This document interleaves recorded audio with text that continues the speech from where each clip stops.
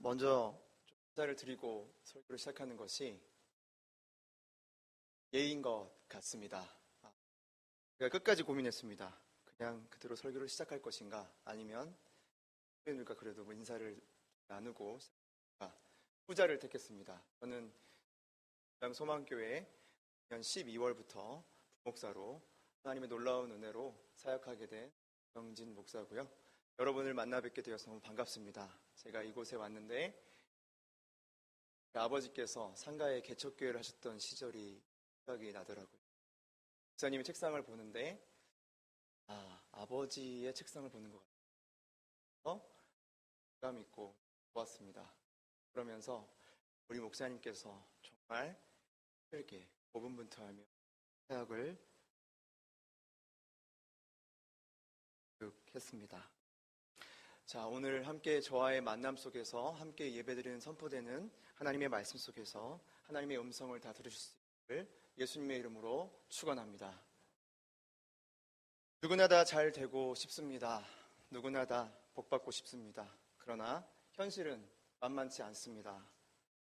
다 복받기를 원하나 다 복을 받는 것은 아닙니다.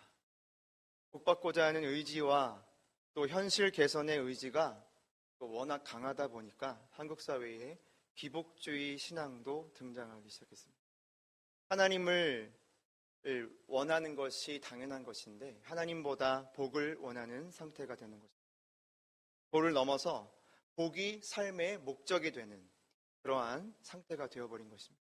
반대로 복받는 자체를 포기한 채 체념주의, 또 복에 대해서 멸시주의도 등장하기 시작했습니다. 하나님을 사랑하고 그의 말씀을 순종하고 그의 나라와 그의 의를 구하면 하나님께서 모든 것을 더하여 주시겠다고 하신 그 말씀까지도 저버리는 영적 어떤 반대적 현상이 일어나기 시작한 것입니다. 우리는 또 이해가 되는 측면이 있습니다. 현실이 너무 만만치 않다 보니까 그냥 지레 포기하는 것입니다. 그리고 현실에 안주하며 살아가는 것입니다. 청년 세대, 젊은이 세대에선 요즘에 많이 들어보셨겠지만 3포 세대, 7포 세대, 이제는 완포 세대도 등장했습니다. 완전히 다 포기했다는 말입니다. 중년과 노년 세대 분들은 어떠십니까? 회의감이 드시는 분들이 많으시고 은퇴하신 뒤에 또 좌절감, 허탈함도 느끼게 되어서 이 사회 주요 문제가 되곤 했습니다. 그런데요, 이러한 현실은 분명히 우리에게 다가온 현실입니다. 그런데 성경으로 우리는 그 현실을 분석해야 될 줄로 믿습니다. 현실의 냉혹함, 치열함, 또 아픔, 또 어찌할 수 없음이 우리 안에 느껴질 때라도 우리가 반응의 양극단을 피하면서 십자가의 좁은 길로 나아가야 합니다. 이 양극단은 진리의 길이 아닙니다. 하나님은 단 한 번도 기복주의를 말씀하시지 않았습니다. 하나님께서는 체념주의를 말씀하신 적도 없습니다. 하나님은 자신보다 복이 경배받는 것을 싫어하십니다. 하나님께서는 돈이 자신보다 경배받는 이 사회 풍토에 대해서 안타까워 하십니다. 복이 삶의 목적이 되고 잘 사는 것, 성공하는 게 삶의 목적이 되는 것에 대해서 우리 하나님 아버지께서는 마음 아파하십니다.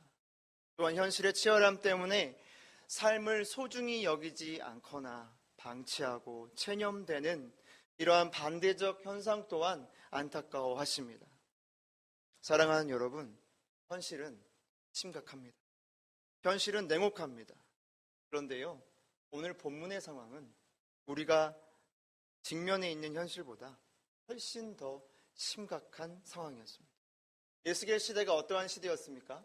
에스겔 시대는 신앙의 불이 꺼진 지 아주 오래였고 하나님의 말씀대로 이스라엘은 바벨론의 식민지가 되어버렸습니다. 그리고 포로로 잡혀서 타국으로 가게 되었습니다. 영적으로 출애굽했던 이스라엘 백성들이 다시 애굽으로 돌아간 것입니다. 아니, 더 처절했습니다. 현실은 더 힘들었습니다. 이스라엘 백성의 입장에서는 희망이 아예 보이지 않았습니다. 요즘 젊은 세대의 이야기로 1도 보이지 않았습니다. 아니, 더 마이너스로 보였을 때 이스라엘 백성들의 입장에서는 그래서 자유도 없고 현실을 볼 때는 꿈꿀 수 없었습니다. 사랑하는 여러분, 현실의 내공함 속에서 등장하는 것이 있는데 바로 꿈꾸지 않는다는 것입니다. 이상은 이상일 뿐 현실과는 달라. 이러한 생각들이 많아지는 것이죠. 그래서 요즘 젊은이 세대들, 제가 젊은이라 그러니까 좀 재밌죠? 젊은 세대들, 예전에는 초등학생들도 꿈이 많았거든요. 초등학생들한테 꿈이 뭐냐 물어보면 라고 얘기한다고 합니다. 꿈에 대해서 대국민적 관심이 없어진 시대에 살아가고 있다는 것이죠. 꿈을 논하면 진부한 사람이 돼버립니다. 왜 꿈에 대해서 얘기를 하냐고. 현실이 이렇게 힘들다. 사랑하는 여러분, 그렇지만 하나님께서는 우리에게 꿈을 주시는 줄로 믿습니다. 하나님은 1차 포로로 끌려갔을 때에 꿈을 주셨는데 어떻게 꿈을 주셨냐면 에스겔 선지자라는 하나님의 사람을 일으키셔서 꿈을 주시기 시작하셨습니다. 포로로 잡혀간 지 몇 년이 지나자 에스겔 선지자가 부름을 받았습니다. 오늘 말씀은 에스겔 선지자가 이스라엘의 처절의 끝에서, 절망의 끝에서 선포한 하나님의 약속의 말씀입니다.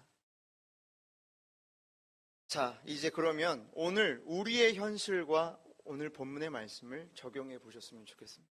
그렇다면 오늘 우리의 현실 속에서, 여러분께서 이해하고 계시는 그 현실 속에서 본문의 말씀들은 어떤 의미가 있을까요?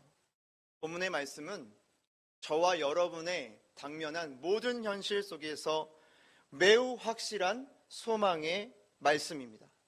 함께 한번 따라해 보실까요? 매우 확실한 소망의 말씀. 그냥 소망의 말씀, 어정쩡한 소망의 말씀, 애매하고 모호한 소망의 말씀이 아니라 아주 확실하고 명료한 하나님의 말씀이요, 소망의 말씀이라는 것입니다. 우리의 현재 상황보다 더 안 좋은 상황에서, 최악의 상황에서도 하나님의 약속의 말씀은 능히 소망이 되었기 때문입니다. 지금의 우리 현실 속에서 하나님은 소망이 되실 수 있습니다. 하나님은 소망 그 자체이시기 때문입니다. 로마서 15장 13절의 말씀입니다. 소망의 하나님이 모든 기쁨과 평강을 믿음 안에서 너희에게 충만하게 하사 성령의 능력으로 소망이 넘치게 하시기를 원하노라. 예레미야 29장 11절 말씀입니다. 여호와의 말씀이니라. 너희를 향한 나의 생각을 내가 아나니 평안이요 재앙이 아니니라. 너희에게 미래와 희망을 주는 것이니라. 우리 모두에게는 난관이 찾아옵니다. 사랑하는 여러분, 여기 계신 어떤 분에게도 난관이 찾아오시지 않는 분이 없습니다. 생을 살다 보면 최소 3번은 난관이 찾아온다고. 난관이라고 하면 우리의 힘으로 넘을 수 없는 그 무엇입니다. 혼자의 힘으로 도저히 넘을 수 없는 무엇입니다.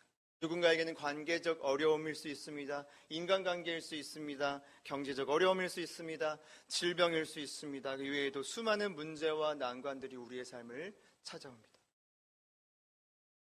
그런데요, 우리가 그 상황 속에서 반드시 잃지 말아야 할 것이 있는데 바로 소망을 잃지 마셔야 한다. 정확하게 말씀드리면 하나님이 우리에게 주시는 소망. 우리는 난관 속에서 늘 좌절하기 쉽습니다. 문제에만 집중하기 쉽습니다. 문제에 초점을 맞추기 쉽습니다. 또 우리의 삶 속에서는 문제가 우리를 좌지우지할 수 있습니다. 문제에 반응하는 삶을 살아가는 겁니다. 이것은 매우 인간적인 것입니다. 매우 당연한 일입니다. 그러나 신앙인은 거기에 멈추지 않습니다. 잠시 흔들릴 수 있으나, 잠시 반응할 수 있으나, 잠시 넘어질 수 있으나 다시 소망의 하나님을 붙잡고 일어나는 사람이 바로 그리스도인인 줄로 믿습니다. 오늘 말씀 속에서 우리 하나님께서는 이 절망 가운데 있는 이스라엘 백성들에게 복을 받을 수 있도록, 복을 받도록 준비하시는 하나님이 나타나 있습니다. 우리 오늘 본문의 말씀, 이 말씀 그 과정을 3단계로 여러분께 편의상 나눠서 설명드리고 한 구절 한 구절을 읽으면서 말씀을 살펴보시겠습니다. 첫 번째 단계는 정결 단계입니다. 우리 25절을 같이 읽어보시겠습니다. 맑은 물을 너에게 뿌려서 너희로 정결하게 하되 곧 너희 모든 더러운 것에서와 모든 우상 숭배에서 너희를 정결하게 할 것이며. 자, 맑은 물을 뿌려서 정결하게 한다라는 이것은 상징적인 지금 표현을 쓴 것입니다. 맑은 물을 뿌린다는 표현은 바로 순전한 하나님의 말씀을 의미합니다. 순전한 하나님의 말씀이 선포되게 하여서 사람들의 귀에 마음에 들려지게 되고, 그 순수한 하나님의 말씀, 하나님의 기준, 하나님의 법이 하나님의 백성들에게 공급되어서 하나님께서 주시는 그 뜻이 무엇인가를 보게 한다는 것입니다. 어떤 세상의 이론과 생각과 타협되지 않은 순수한 하나님의 말씀이 선포되어 그 말씀으로 사람들의 죄의 더러움이 지각되고 회개케 하는 것, 영적 각성이 일어나는 것. 수많은 영적 각성을 여러분께 들어보셨을 것입니다. 1907년도에 우리나라에도 평양의 대부흥 때에도 하나님의 순수한 하나님의 말씀이 선포됐을 때에 그때의 회개 운동이 일어나고, 그때에 한 명의 지도자의 정직한 고백으로 말미암아 모든 백성들이 정결의 과정을 거쳤다는 것 기억하실 것입니다. 세례요한이 선포한 이 물 세례에도 그 물 세례는 회개 세례였습니다. 그리고 에베소서 5장 26절에 보면 이는 곧 물로 씻어 말씀으로 깨끗게 하사 거룩하게 하시고. 자, 물로 씻어 말씀으로 깨끗게 하사. 사람은 우리의 몸만 깨끗이 씻는 존재가 아니에요. 사람은요, 정신도 매번 씻겨줘야 됩니다. 그리고 마음도 깨끗하게 씻겨줘야 됩니다. 사랑하는 여러분, 오늘 이 첫 단추, 첫 번째 단계를 저와 함께 잘 걸어가실 수 있기를 예수님의 이름으로 축원을 드립니다. 회개 없이는 정결도 없다는 사실을 기억해 주시기 바랍니다. 왜냐하면 회개 그 자체의 의미가 죄에서 하나님께로 우리의 삶의 방향이 완전히 바뀌는 것입니다. 죄에 대한 태도, 이것이 완전히 변화되어서 죄를 끊어버리는 것이 바로 회개입니다. 그러므로 하나님께서 기뻐하시는 것은 바로 회개를 통한 정결이라는 것을 오늘 주일 하나님의 음성으로 들으실 수 있기를 바랍니다. 메타노이아, 이 헬라어는 바로 삶의 방향을 180도 전환하는 것이죠. 그래서 여러분께서 꼭 아셨으면 좋겠는 것이, 회개와 자백은 신자가 하나님께 범죄했을 때 와서 그 잘못을 하나님께 아뢰고 예수 그리스도의 피로 말미암아 자신의 죄가 깨끗하게 씻김받는 그 과정을 자백이라고 말하는 것입니다. 자백과 회개는 다릅니다. 회개는 인생 전체를 두고 결단하고 순종하는 행위입니다. 이제 이해가 되시죠? 회개는 삶 자체의 방향성이 바뀌어지는 거죠. 정체성이 바뀌어지는 것입니다. 삶의 모든 것이 하나님 중심적으로 완전히 돌아서는 것, 이것이 회개라는 것입니다. 그래서 하나님께서는 꾸준하게 성경 66권을 통하여 말씀하셨습니다. 예수님께서는 공생애에서 이렇게 말씀하셨죠. 회개하라. 천국이 가까이 왔으니 복음을 믿으라. 회개하고 믿으라 말씀하신 거예요. 사랑하는 여러분, 소망하기로는 오늘 우리가 주일에 이곳에 성전에 모인 것은 바로 하나님 앞에 다시 우리의 회개의 모습을 점검하고, 하나님보다 중요하게 여겼던 것, 하나님보다 높였던 것들, 하나님보다 가치 있다고 여겼던 것들, 모든 것들을 다시 십자가 아래에 내버리고 성령의 은혜로 바로 회개에 합당한 열매를 맺어가는 것, 이것이 오늘 우리가 주일에 성전에 모인 근본적인 이유가 아닐까 싶습니다. 두 번째입니다. 두 번째 단계는 마음의 변화의 단계입니다. 우리 26절을 함께 읽어보시겠습니다. 또 새 영을 너희 속에 두고 새 마음을 너희에게 주되 너희 육신에서 굳은 마음을 제거하고 부드러운 마음을 줄 것이며.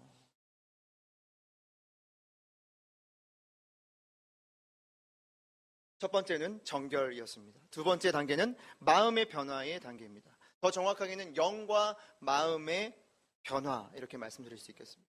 그런데요, 중요한 것은 이는 오직 성령의 능력으로 되는 것입니다. 26절의 말씀을 잘 보십시오.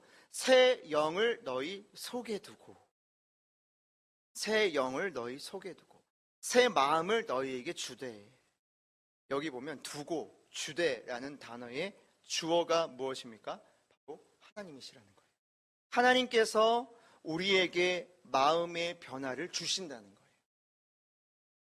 스가랴 4장 6절입니다. 그가 내게 일러 가로되 여호와께서 스룹바벨에게 하신 말씀이 이러하니라.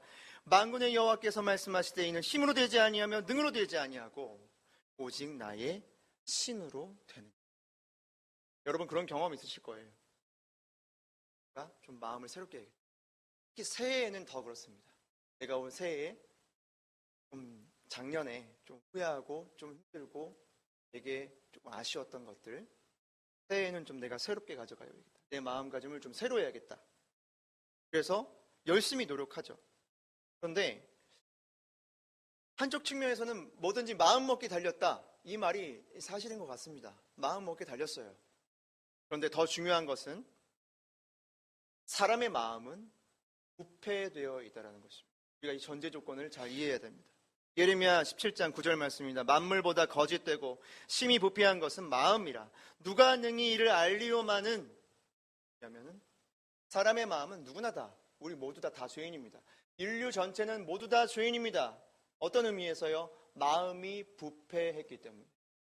겉의 마음은 부패해 보이지 않을 수 있으나 사람의 속마음을 보면 정말 부패했다라는 것입니다. 사랑하는 여러분, 그래서 우리가 마음먹기에 달려있다는 말도 사실이지만 더 사실은 마음이 부패되어 있다는 강력한 사실이라는 거예요. 그래서 뭔가 긍정적인 마음을 갖고 기분 전환을 시키면 조금 내 마음이 괜찮아질 줄 알았는데 내 마음이 깨끗해지지 않는 거예요. 마음이 청결해지지 않는 거예요. 마음이 준비되지 않는 거예요. 그러니까 어떻게 됩니까? 삶이 집중되지 않는 거예요. 방향성을 잃어버리는 거예요. 사랑하는 여러분, 오늘 성경 말씀에는 이를 굳은 마음이라 상징적으로 표현했습니다. 너희 육신에서 굳은 마음을 제거하고 부드러운 마음을 줄 것이며, 굳은 마음이라는 것은요, 하나님께 대한 의욕, 하나님께 대한 감각, 하나님께 대한 감정, 하나님께 대한 이성, 이 모든 것들이 메말라 버렸다는 거예요. 하나님께 대한 나의 마음의 태도가 활성화 태도가 아니라 한마디로 말해서 스위치가 꺼졌다는 거예요. 오프되었다는 거예요. 사랑하는 여러분, 그릿이라는 책을 아실지 모르겠습니다. 엔젤라 더크워스의 그릿이라는 책을 보면 고정형 사고방식이 나오고 성장형 사고방식이 나옵니다. 고정형 사고방식이란 지능이나 개인의 성향이 나의 힘으로 절대 변하지 않는다라는 입장이래요. 그런데 성장형 사고방식이란 지능이나 개인의 특성까지도 정말 변화될 수 있다고 믿고 실제로 변화를 일으키는 바로 태도가 바로 성장형 사고방식이라고 합니다.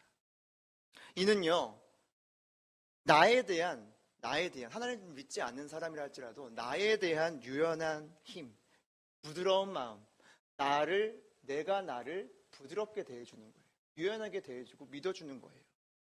이 유연함의 힘의 차이가 있고 없고에 따라서 인생 전체에 영향을 준다고 합니다. 이를 신학적으로 응용해보면 하나님의 능력으로도 나는 변하지 않을 거야 라고 믿는다면 이는 고정형 신앙 방식입니다. 하나님을 능력이 있지만 나의 삶은 여전히 바뀌지 않을 거야 라고 생각하고 있다면 그것은 고정형 신앙 방식이라는 거예요. 그러나 반대로 이 하나님의 능력, 성령의 능력이라면 얼마든지 나의 상황 그리고 변하지 않을 것 같은 나도 변할 수 있다고 믿는다면 이는 성장형 신앙 방식입니다. 다시 26절로 돌아보시기 바랍니다. 굳은 마음이 어디에서 제거된다고 기록되어 있습니까? 바로 너희 육신에서. 육신에서 제가 히브리어 단어를 찾아보니까 몸이라는 단어예요. 참 특이하지 않습니까, 여러분? 오늘 본문의 말씀 자세히 보면 굳은 마음인데 마음에서 제거하지 않고 몸에서 제거한대요. 육신에서 제거한대요. 무슨 소리입니까? 몸에 습관이 배어있다는 거예요. 우리의 선택이 모이면 습관이 됩니다. 습관을 반복하면 인생이 됩니다. 우리의 모든 삶은 습관에 관한 책들을 혹시 읽어보셨습니까? 습관에 관한 책의 골자는 습관이 곧 인생이다 이거예요. 습관대로 살아간다는 거예요. 습관이 몸에 배이기 때문입니다. 그래서 하나님께서는 성령의 능력으로 우리의 굳은 마음을 몸에서 제거하시는 거예요. 우리의 습관에서 제거하기를 원하시는 거예요. 사랑하는 여러분, 부드러운 마음이 얼마나 중요합니까? 부드러운 마음이 있어야 하나님께 순종이 가능한 거예요. 유연한 마음, 자기 고집으로 버티는 사람이 하나님의 말씀에 순종한다는 것은 거의 불가능입니다. 아니, 진짜 불가능입니다. 가시밭과 같은 상처난 마음, 길가와 같은 굳은 마음, 돌짝밭 같은 정말 변하지 않을 것 같은 하나님 앞에 고집하는 그런 마음으로는 하나님을 따라갈 수 없을 뿐더러 정말 예수의 길을 걸어갈 수가 없다라는 거예요. 새해에 우리는 모두가 다 이 굳은 마음을 제하시는 하나님의 은혜를 받고 부드러운 마음, 유연함의 힘을 가지고 하나님과 함께 인생을 걸어가시면 어떻겠습니까? 하나님과 함께 유연함의 그 길을 걸어가시면 어떻겠습니까? 습관이 바뀌어지고 생활이 바뀌어지고 우리의 삶이 변화되는 하나님의 축복이 우리의 소망교회 모든 성도님들께 임하시기를 예수님의 이름으로 축원합니다. 마지막 세 번째입니다. 세 번째 단계는 이제 온전한 실천의 단계입니다. 27절을 함께 읽어보시겠습니다.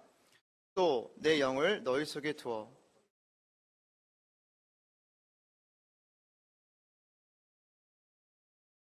아멘. 하나님께서는 하나님의 사람들을 먼저 정결케 하십니다. 그리고 하나님께서는 하나님의 사람들의 마음을 변화시키십니다. 그런데요, 복받기 직전에 우리가 완성해야 되는 단계가 있습니다. 그것이 바로 온전한 실천. 다른 말로 순종입니다. 그런데요, 순종이라는 이 단어는 말씀들은 다 안 하시지만, 성도님께서 다 말씀들은 안 하시지만 좋아하는 개념은 아닌 것 같아요. 특별히 우리 인간 사회에서 잘못된 문화나 이 시대의 흐름 때문에 만들어진 일종의 영적 알레르기입니다. 사람들에게 상처 입은 마음으로 사람들에게 대인 거예요. 디인 거예요. 그런데 이것을 하나님께 대한 마음으로 환원시키는 그런 상태가 진행된다는 것입니다. 순종에 대한 애매한 입장을 취하게 되는 겁니다. 순종이 그냥 안 좋은 거예요. 순종한다 그러면 뭔가 손해보는 것 같고 하나님께 대하여.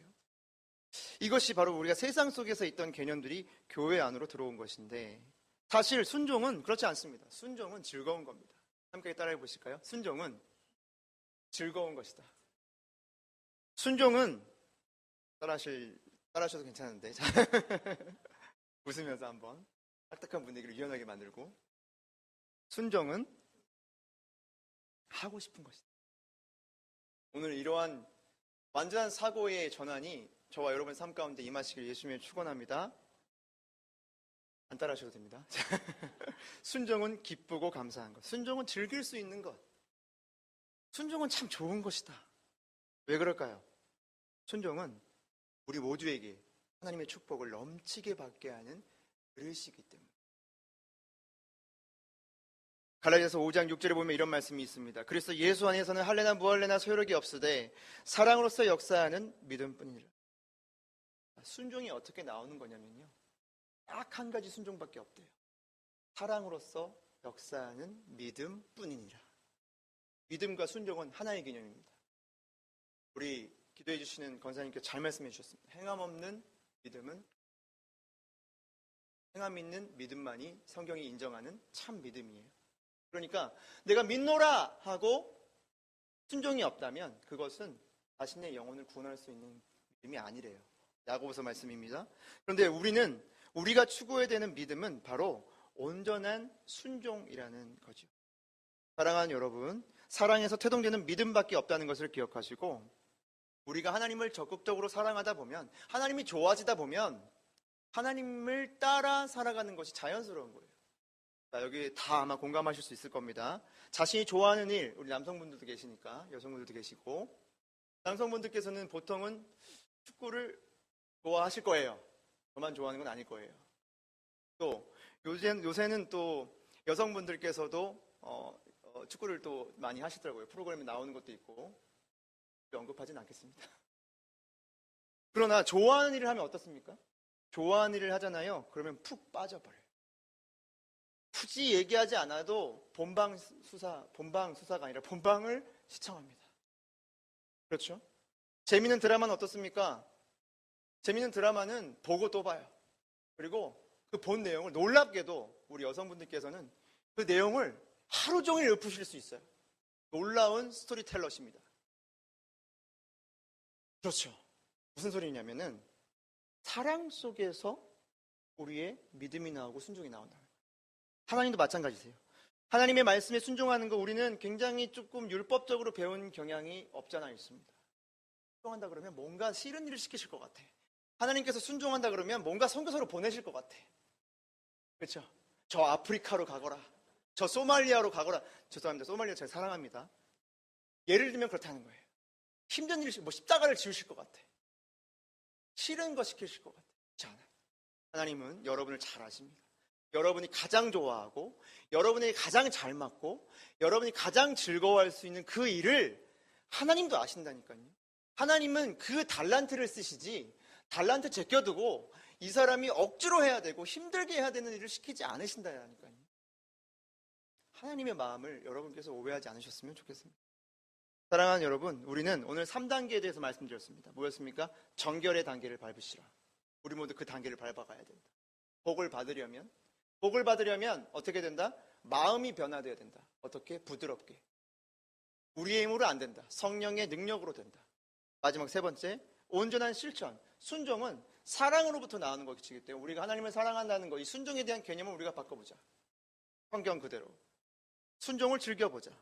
그러면 순종이 즐겨진다는 건 뭐냐면 하나님께서 원하시는 것들 구비하고 준비되어서 하나님께서 복을 주실 때에 복을 담을 수 있는 마치 항아리와 그릇을 준비하는 것과 같아요.